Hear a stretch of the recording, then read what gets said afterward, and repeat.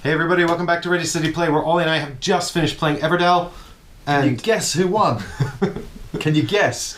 Come on.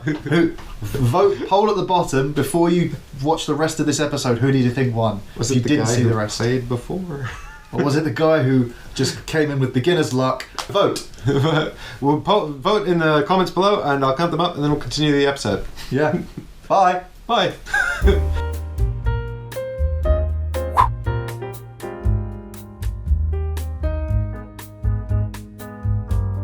No, we're here to... Welcome back. Welcome back. We're going to talk about all of the expansions. We played the full thing. Yeah. It's actually recommended that you don't do this. It's a lot of headspace. There's a lot going on. It's very easy to sort of sit and become very planning. We played, I thought, at a fairly clip pace, actually, all things considered. But it is a tableau building game, a worker placement game, and it's a game where you've really got to work on your efficiency to optimize those point scorings, and then inevitably someone will come along and just... Yeah. Like, I've just made the legendary inn. Mine now. Oh, you wanted the queen, did you? No. Yeah. But it's so I mean, tableau builders are an interesting genre. I mean, obvious comparisons would be something like Terraforming Mars or Wingspan, I guess, to an extent, is a tableau builder, although it's got this programming element where this has a worker placement element. When I first played just the core set of Everdell, I quite liked it. Yeah. Having played through everything here, I still quite like it. I have some reservations. Well, I like the actual gameplay. I like the puzzle of solving the tableau. I like that there's some player involvement, even though it's just... I like actually the when people take your thing and you're like, oh no, because it just kind of forces you to solve the puzzle in a different way. Yeah. I like that. I don't think it's like... I like the mechanic of the critters living in the buildings. Yeah. And trying to sort of search the deck to find the different things. And actually, now that we're playing with the discard pile, correct, I actually like the idea that there's cards in there that... you might forget about, but you might then go, oh, I'll look through and reveal cards because something is in there that's good. Yeah, and also you just don't know what you've been through, so you're looking for those cards and you don't know whether you're ever going to find them. That's kind of cool too. I mean, I do like the fact that the deck is so big, because that means there's so much of that we've not seen. We're about a third of the way through it. So this the cards I like. Yeah. So the cards in the deck itself, we've played with about half of it, and this deck includes the cards from Pearlbrook, which is actually just the cards from Pearlbrook is probably actually a reasonably small chunk of cards. So most of these come in the core set. Yeah, and the fact that I thought at first we're never going to get anywhere near through that deck, we did end up cycling a lot. And I was pleasantly surprised by that, but it also meant there were cards that come out that go back through this to get advantages. So if you aren't paying very close attention to what your opponent discards, they might... Oh, you'll never know though, because they're face down. Well, the only time they ever have to tell you is if it's I'm discarding 2 or they colour. Yeah. Yeah, well, this says reveal and discard. Yeah, so you have to reveal them, yeah. So in those cases, you've got to pay attention to what they're throwing away, because maybe they're throwing it away to get it back later, which is a nice mechanic we didn't necessarily get around to, but I like that. There was an interesting card that came out, a Spirecrest card, that had Ollie reveal cards and pick one to keep, and I saw the castle there, so I knew it was there, and it went into the discard pile, so I could use my cemetery, which resurrects cards, to go and grab the castle while I knew it was there. So that was a kind of a cool little moment. Yeah. So I was quite impressed with that. I like how the board fits together. I know it recommends you don't play with all the pieces together, but I don't. It was a lot of headspace to learn it at the start, but I feel like the components will fit together quite well, and I don't feel like having this section on or this section on noticeably degraded the experience. So it might just be it's advice to not overwhelm yourself, but it's still perfectly playable and appears to be perfectly balanced with all the expansions in. Yes, that's true, and that's good. And I actually like, because Spirecrest on its own, if you play with just Spirecrest in the core set, because of these weather cards that kind of shaft you, they make everything more... the weather cards make everything bad in some way. And if you're just playing with Spirecrest, it can actually make the experience feel very bleak. Whereas if you're playing with Spirecrest and Belfair, which adds in this market, and also if you've got only negative, only positive. Yeah. Well, Spirecrest gives you this nonsense, which is awesome fun. Yeah. Where's my? Yours is up here in the tree. So these guys, this is so much fun. I mean, this is all the deluxe stuff that comes with the Kickstarters. The retail copies are, I understand, significantly downgraded. So there's a warning. If you wanted to pick up any of this stuff at retail, the only one that doesn't have a collector's edition sort of deluxe version is Belfair. And that's because it mostly just comes with cards and tokens. But everything else has a sort of a deluxe... a deluxe advantage, and I don't know what you would lose. I don't know the differences between the two copies, but I do understand that some people were a little disappointed by the retail versions of these boxes, which is fair. Which is fair enough. I mean, a lot. So the thing is, like, I think the reason they say don't play with all 3 expansions is a time thing. Actually, I think it's because there could be too much downtime between turns, and it sort of loses that punchiness, but. I thought it was... I mean, because resolving a season, prepare for the new season, is actually very quick without Spirecrest. Spirecrest adds in this whole bit where you're buying a card and picking up a token and all that stuff. But I think with 2 players it was fine. I think with 3 players it'd probably be fine too. If people were playing relatively quickly. Because the other thing is the game involves a lot of planning, so there's always something for you to be thinking about. Oh yeah, there's moments where you lay out a perfect plan and you have to account for another player totally dicking around with it. In a 3-player game, that's only going to increase. Yeah. So the only thing I can see happening potentially is you get a bit of AP where you could only see 1 plan, or maybe 2. Both of them have been invalidated by your opponents, and now you're left flying by the seat of your pants. So it's not necessarily a bad thing, because it's good that you can't just mechanically plan out your turn, and I like that in games, because otherwise it's boring as hell.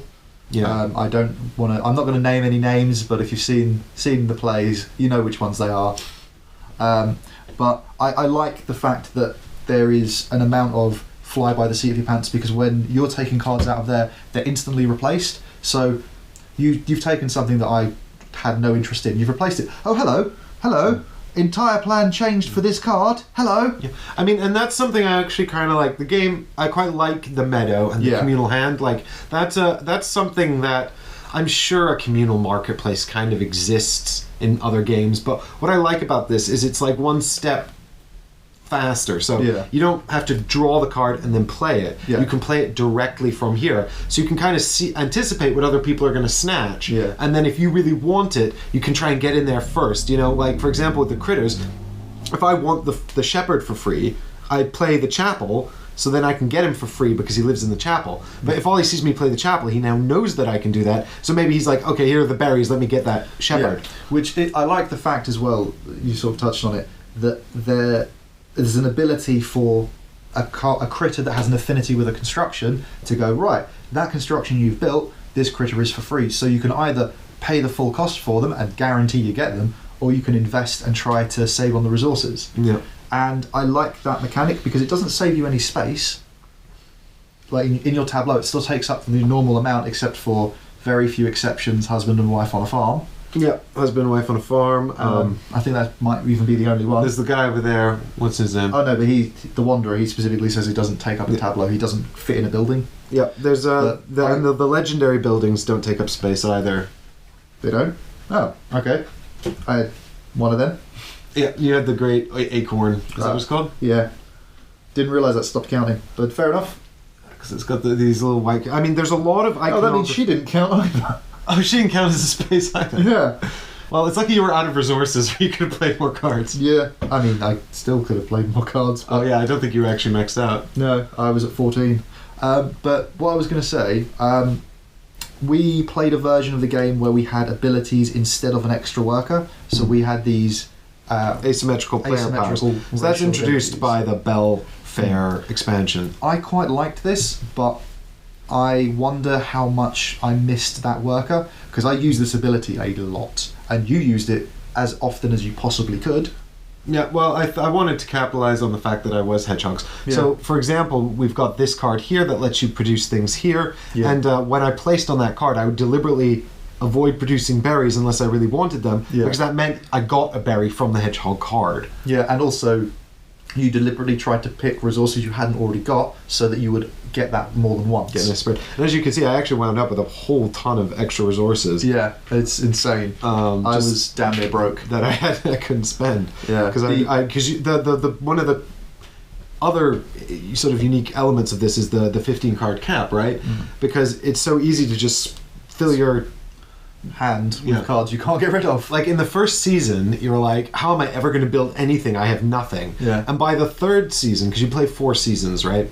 By the third season, you're like, oh no, I have to stop playing these things because I'm going to fill up this, and I'm not going to have space for valuable point scoring buildings. You know, because you want to get out stuff like the castle and the Evertree so that you can score big points. You know? Yeah. I mean, the only thing I feel like we kind of ignored, but more through doing other things, were these wonders. Yeah. So they're from Pearlbrook expansion. Normally they're just basic events that look a lot like the Flower Festival here. Yeah, I feel like we probably didn't pay as much attention to that as we could have done. Yeah. But I completely blanked on them. Actually, this is the first game I've played with them in it where nobody's bought any. I usually always try to get one. I just find it funny. There was points where like I was spending to get resources that I probably could have just invested in one of them and gotten further out ahead. But that took a lot of thinking to try and even work out if it was viable. I mean, we definitely were playing at quite a clip pace because we're making a show and everything.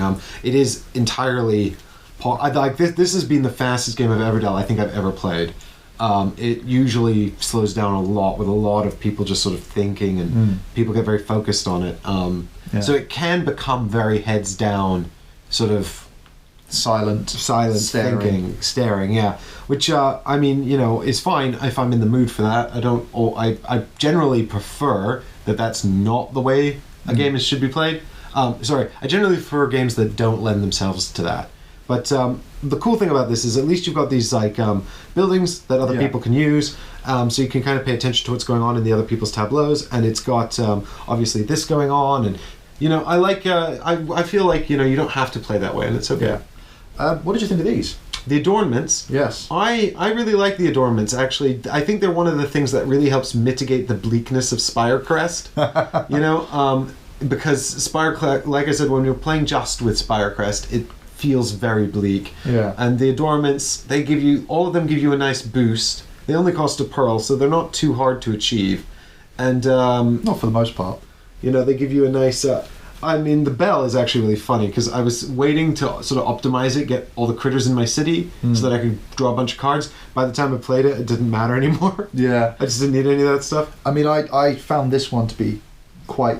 I mean, I ended up finding a use for it, but even then, that took a lot of effort to get it. The compass is a bit of a bummer, actually. Yeah, but the key to the city was quite cool. I was very very happy to use that one because it's just gain any 2 resources and draw extra cards. There's no downside there, and it's very easy to use. Yeah. So I feel like some of them are definitely some of them are more situational. Yeah. Yeah, I mean, I think I think maybe like... I'm saying better in they're always good. There's never a time you don't want to use them. The other ones you either need to work a strategy out for them, or you might find yourself going, when am I going to use this? And then all of a sudden it clicks, but it wasn't because of any plan you had. I mean, what you could do is it says deal 2 to each player in Pearlbrook. What you could do if you wanted is deal 3 to each player and have them discard 1. Yeah. You know? I mean, I like them, and I feel like they added to the gameplay, and they certainly made it a little bit less frightening when you're trying to hunt for things to do. I think that's a super underestimated sort of nice element about them, is that because I was like immediately looking at that, I'm like, this one awards me for destinations, which also happens here, so I need to get destinations. This one also awards me for critters, so if I can get critters that are destinations, that'd be great. I actually only managed to get the queen, and that had the added bonus of really shafting you. But it gives you this guidance, right? You see those things at the start of the game and you're like, okay, here are some things I need to do, and that helps focus your attention so you don't get as lost in this sort of blank page of options. Yeah. One thing I would say, because you are building Tableau, it's hard to keep an eye on what your opponent is doing because there's table space that it takes up. I mean, we were quite restricted here, but it's very hard to... That's a point I'm going to come into in a minute, yeah. Because I didn't realise you were 1 ahead of me the whole time. I thought we were drawing, and the pirate ship not taking that was, well, we won't necessarily. Actually, I thought you were going to assign the messenger to the monastery, and then you would have been tying with me. Yeah, and that was a hindsight mistake. Because you put him on the dungeon, and you're like, I don't actually care about this. And I was like, you should. Yes. In my head. Yes. But again, there's so much table space going on, it's hard to see and remind yourself what's going on. But I think you've just got to, and the game consumes table space, and I'll get to that in a minute because I have a lot to say about it, but I'll keep it brief. But the point is that I think it's always fair to ask people, have you got open buildings, because these come in Pearlbrook, so if you've just got the base set you won't even have these. It's hard so then to you just need to know what people have got that are open, and there's a lot of information on the cards, a huge amount of information on the cards. Get out of my inn, your credit's no good here. We're gonna have to be we've done washing the dishes. But I think it's but I think that's actually nice, if you're like, it helps break up that heads down focus if you're like, wait a minute, how many things do you have? But the game takes up so much table space, and the production is nice. It's so nice, it looks nice. I think every time I play this somewhere where people can see it, they always stop and ask me what it is and where they can get it. And that's cool, but also it's so unnecessary, especially because you're building a tableau. I've never played a game of this where we've had enough space for our cards. Everything always winds up sitting on top of other things. And this tree is totally unnecessary. They actually put on the Belfair board the symbols from the top of the tree. So these are the symbols that you get at the end of each season. They actually put them here so you don't have to play with the tree anymore, because people were complaining that it was hard to see, it was taking up too much space, and all that kind of stuff. I can see that. So they kind of actually acknowledged that thing was just kind of a gimmick, and you really don't need it. If you take away the tree, then you put the special events just down here on this log. And in all fairness, I can see the point for the tree to hold the cards in place at least, because they will just fall out otherwise. But I think it's actually mostly the fact that if you're playing at a round table, some people are behind the tree, and it's annoying for them. Oh yeah, no. But you can sort of the tree is originally supposed to sit here on the core board. So if you're playing with just the core set, the tree sits here, which looks nice. Yeah. But for the people sitting here, they can't see the resources, they can't see the meadow. Can't see anything. They can't see anything. Yeah. So and this is a special wooden version of the tree as well, by the way, from the Kickstarter. There's also a wooden. Well, yeah. There's also the main game comes with a card, sort of a thick card version. Cool. Normally, but so I'm glad I have the tree, but I don't know if I'll actually, because I would love to play this more. And my main criticism is it takes so long to set up, and it really doesn't need to. It's so nice, and I don't want to devalue how nice and luxurious all the components are. Yeah. But honestly, this board is so restrictive about where I can play it. Yeah, and don't get me wrong, I sort of have a weird two minds about this, because I really like that they've done this. I like how their board's made. I like how everything is spaced out enough that it's easy to tell them apart, because I really dislike when they've gone, right, we're going to cram it all into this space, so there's not enough room on there to actually contain the components.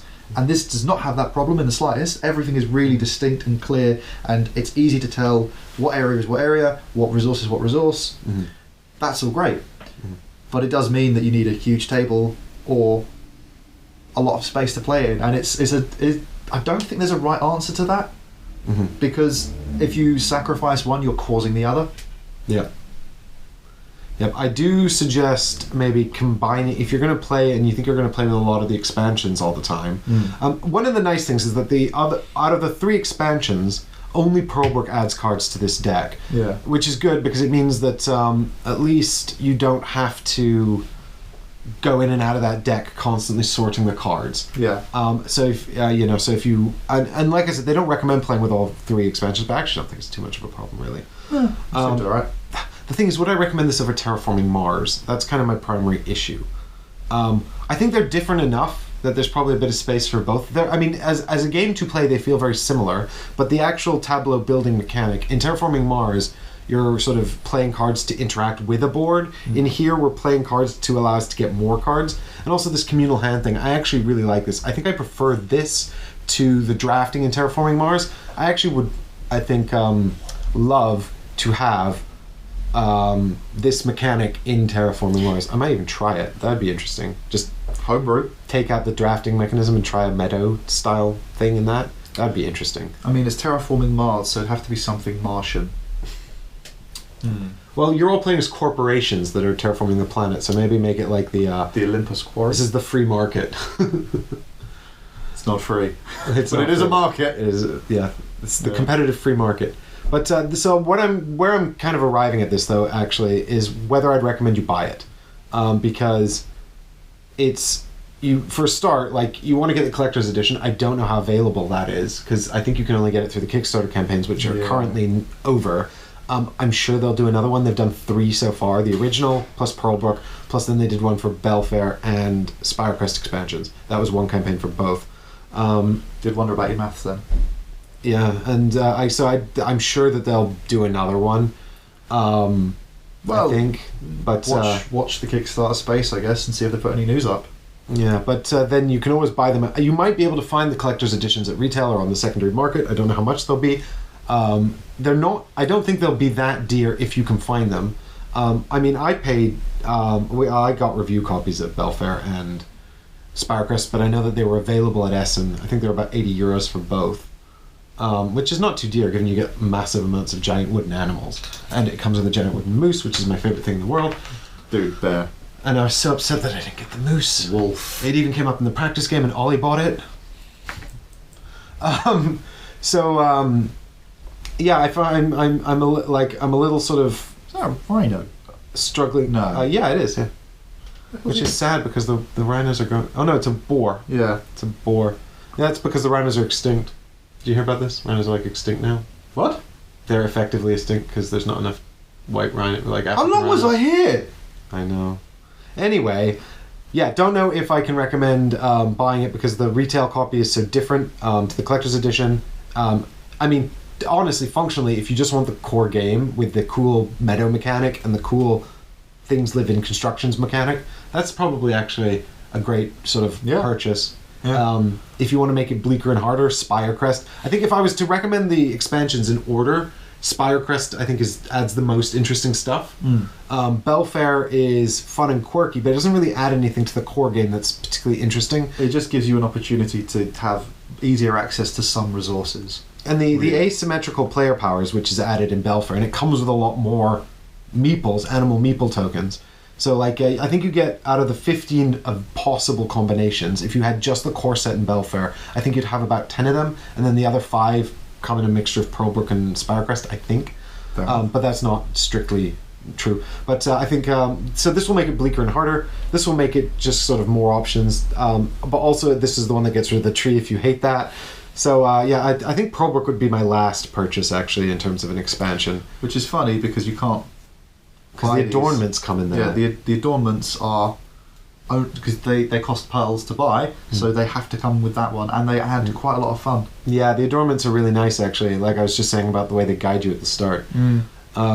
So, yeah, your mileage may vary, at least. Well, I mean, at least you've got the information now, so you can maybe decide for yourself which one you would like to purchase. Because I think outside... the adornments is the best thing about Pearlbrook. Like, this board and the frog meeple, I really couldn't care less about. I mean, it's an extra person to go around, but it's a dedicated part for them. Yeah. I don't think that's a bad thing, but I didn't feel like these added all that much to the game, except for that last turn. Yeah. And we don't even see what this one was. Ballroom. Pay 1 and... Pay a point and an amber to draw 3 cards and gain a pearl. I mean, yeah. I mean, that helps getting them. There's a bunch of locations and critters in here, and you can randomize that as well. So there's lots of... Yeah. I mean, it adds a lot of variety, but I think the games are playable enough. Yeah. I mean, this could easily be left off, and it's still... There's tons of... This is not all the special events. There's loads of special events and loads of these forest spaces. So there's tons loads of these different... the weather cards. I think there's about 4 weather cards per... season, and then there's these huge stacks as well, so tons of replayability. That changes as well if you've got Belfair. Well, I think that's about it from me. About it from you? Yeah, I think so. I think I think Everdell is one that you're gonna have to make up your mind about whether or not you want it for your play group. But I think what was the other thing the other tableau builder I mentioned? Terraforming Mars. Wingspan was the other one I thought about. It's significantly different to Wingspan. Well, I was just trying to say, like, overall, which one would I recommend most? You've played Wingspan once. You haven't played Terraforming Mars, I don't think. I mean, between this and Wingspan, I'd rather play this. It seemed a lot more engaging. So, for what that's worth. For what that's worth.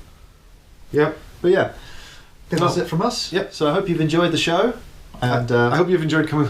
I'm preemptively getting out of here. I hope you've enjoyed coming on this adventure with us through the woods in the animals of Everdell. It's surprisingly vicious given how twee it looks. Yeah, those damn hedgehogs. We're prickly. I need to find a genius scientist who's very into robots. Take care of them. Take care. Yeah, exactly.